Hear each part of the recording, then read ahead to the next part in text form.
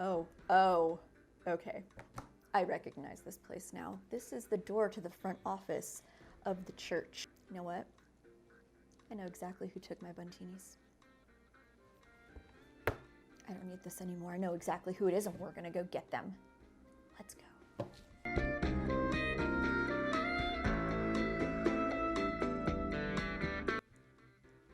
So I was convinced I knew exactly who took my buntinis. So I raced over to the church, and there's the sign, there's the door. Everything fit together. The clues that were given to me by the mysterious woman in the mysterious van, it was all clicking, and I knew exactly who had taken my buntinis. Frosting, just like I thought. Pastor Brad? And there he was, Pastor Brad, eating my buntinis with wild abandon. But when I confronted him and told him they were mine, he looked puzzled, baffled, flummoxed. He had no idea what I was talking about. He said he didn't steal the cupcakes. He said they were sent to him. And he doesn't know who, but pastors get gifts all the time. He thought it was just a gift from a loving member of our TBC family. So if it wasn't him, who was it? Who took my buntinis and sent them to Pastor Brad? The plot thickens. The mystery gets more mysterious. I'll think through that. But before we get back to that, welcome back to TBC Kids Corner. I'm so happy you're here. I really hope that you are as baffled as I am, and we'll get through this together. I will get justice. We will know what happened. We will move on. But really quick, I wanted to review what we've been talking about. This is the last video in our series on Philemon and reading the Bible. So we started with observation, and those were our 5 W's: who, what, when, where, why, right? And then we move into interpretation and application. We're going to do those last two today together. So really quick, let's review the clues that we've collected for Philemon so far. Who? That's our first W, right? Who wrote Philemon? Do you know? It was Paul. Paul wrote it, and he wrote it to who? Who was Philemon written to? That's right, it was Philemon.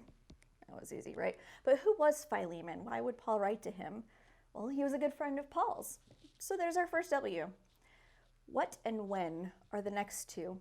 So we know Philemon is a letter written to Philemon by Paul while he was in prison for sharing Jesus.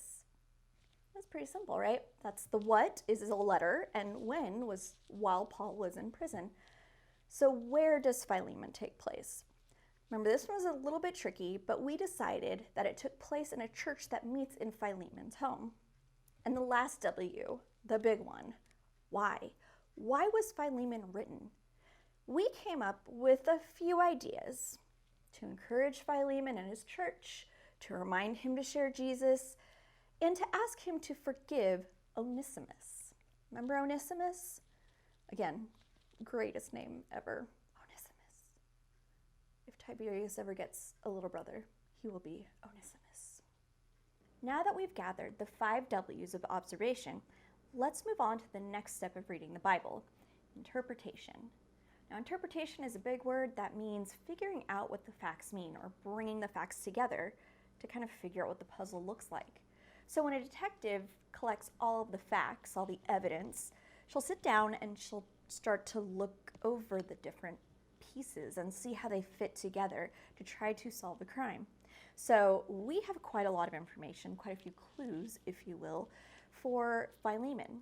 So let's try to figure out what it all means. Now for this step, you can go as deep as you want. Some simply use the Bible. They read it, they find the 5 W's, they think through it, figure it out, and move on. And that's totally fine. The Bible is a great resource for that. Others like to dig in deeper, like really deep. They like to look up and read books about the people who lived during that time and what they did and how they communicated and behaved.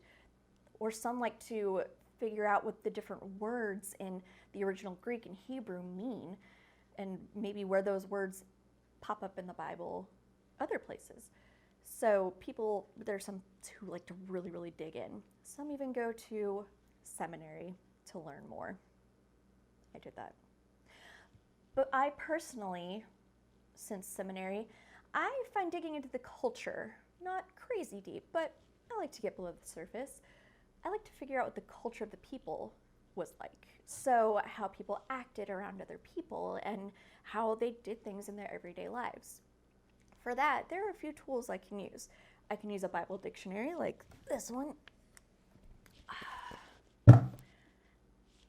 It's heavier than it looks. A Bible dictionary or Bible commentaries.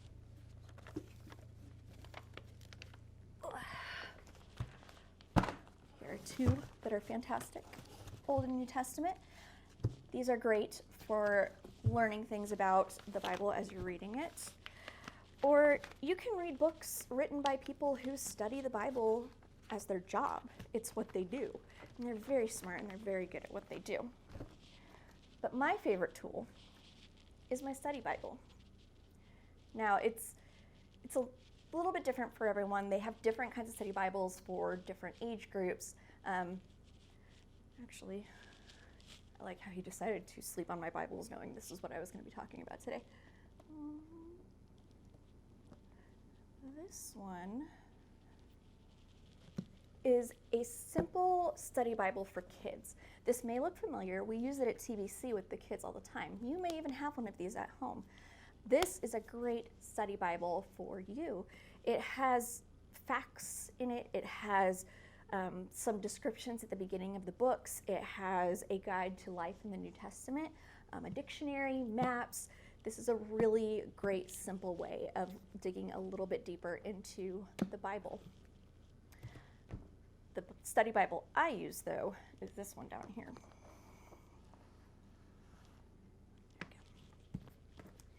This is my study Bible. I really like this one because at the beginning of each book, it has the 5 W's. It has character profiles. It has the dictionary, maps. It has timelines in it. And at the bottom of each page, it has a bunch of notes that are based on the verses that are above it. So if I'm reading and I come across a verse I don't quite understand, I can look down at the bottom of the page and find the verse and get a little more information about what I'm reading to help me kind of figure it out. So let's see what my study Bible has to say about Philemon. It also has a fun ribbon bookmark, which makes life just a little easier here in the kids' corner. So let's see what it says.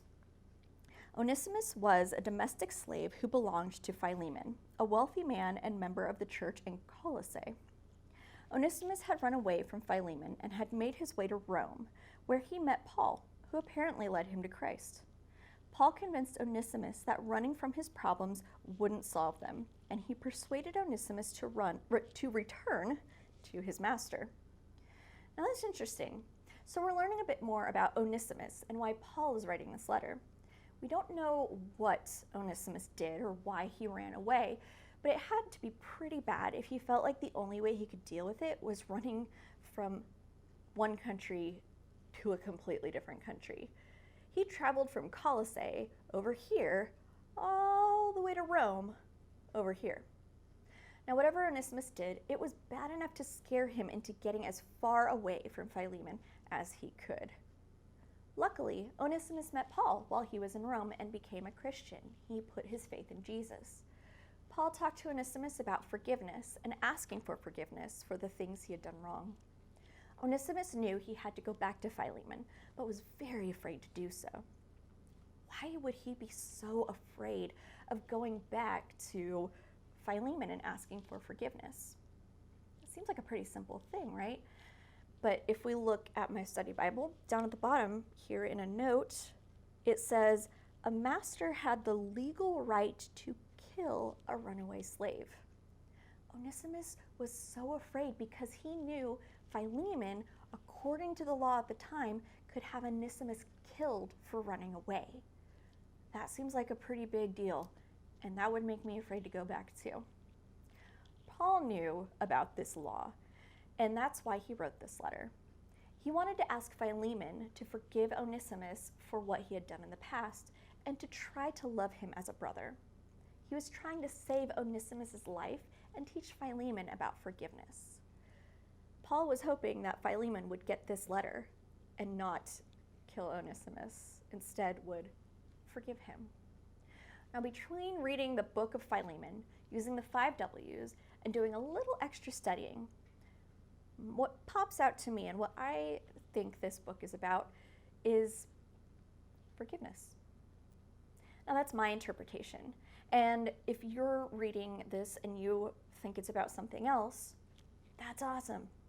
You may be thinking, I think it's about not running away from difficult situations or things, about loving others as Jesus loved us, or taking care of people in tough spots like Paul did. That's one of my favorite things about the Bible. We can all read the same book and find something different in it. You may be coming from a different place than I am. Maybe forgiveness is something that's really big in my mind right now. Maybe running away from your problems is something really big in your mind. But that's kind of what's cool about this, is we're going to have different things pop out to us. And you know what? You may read this now and see one thing, and then read it again in a couple of years and see something completely different that you never noticed before. That's what's cool about this book. So after interpreting this, thinking of my Bentinis again, I thought I had interpreted the clues correctly, but I must have missed something. I looked at all the clues, led me to Pastor Brad, which was partially right? He had the Bentinis, but how did they get there? I'm missing something. While I still think, let's jump into our last Bible reading skill, application. Now, what we've interpreted in the book of Philemon is one thing. The next step is application, or how we take what we've read and use it in our own lives. Once a detective has collected all the facts and put them all together and figured out what they mean and who did what, that detective will act on it. They will figure out who is guilty and arrest them. They don't just put it all together and then go, cool, put it in a file and never do anything with it. They act on it. They go and they get the bad guy. So like Bible detectives, we've gathered the clues, the 5 W's, used them to help us figure out what this book is about, and now we get to act on it. God didn't give us the Bible, His Word, to just read and put away. He wants us to learn and grow from it. But this last step is really important. Now that we've read Philemon, how are we going to live a little bit differently? Well, one way I can apply what I've learned from Philemon is to forgive just like God forgives. See, even though we sin, I sin, you sin, we're human, it's what we do, we can't help it. It hurts God. And He loves us so much that He forgives us. That's why Jesus came to earth to die on the cross as a punishment for our sin. God loves us and wants to forgive us. Philemon didn't have to forgive Onesimus. Onesimus had obviously done something bad. But since Philemon knew what it meant and felt like to be forgiven by God, he's going to forgive Onesimus. When I read this book, I'm reminded to forgive others because God forgave me. And that's something that we all need to work on, right? It seems pretty simple, but it's actually something I need to work on all the time and something I like to be reminded of. And God knows that. That's why this book is here. Now that you've read Philemon, how can you use what you've learned to grow in your life? How can this letter help you live more like Jesus? Well, that's all I have for you guys. You did great. We have learned how to observe, interpret, and apply while reading the Bible. Now, it may seem like a long process, but the more you practice, the easier and faster it will be. You will get to know the Bible better. You will get to know yourself better, and you will get to know God better. He gave us this book for a reason, so that we could learn who He is and what He's done for us and who we are. And we can have a relationship with him and grow in that, which is pretty cool. So I've figured out an application for Philemon. When it comes to my missing buntinis, I've observed, interpreted. Now it's time for application. I guess a lesson I can apply is sometimes things happen and we don't know how or why. And that's okay. Or maybe we'll figure it out later. That's okay. Or maybe I learned and I will never leave my buntinis unattended. Well, you've been through this with me. What do you think happened? Who sent my buntinis to Pastor Brad? How did they do it? Why did they do it? You were watching as it happened. You've seen the clues. You've seen what happened. Do you have any ideas? I'd love to hear your theories. Maybe you can help me crack this case. Draw a picture, draw a comic, shoot a video, write it out, send it to me. I would love to hear what your theories are, because I have a feeling that you all might be a bit more creative in your detecting than I am. I think I'm just too close to the case. It's too personal for me. That's it. I really love to see what you guys think, what you saw, and your theories. Until we see each other next week, which will be really fun because we're going to start a Christmas series. It's Christmas time. I'm so excited. I hope you have a wonderful week, and I hope to hear from you soon. Have a good one. I'll see you next time. Bye, guys.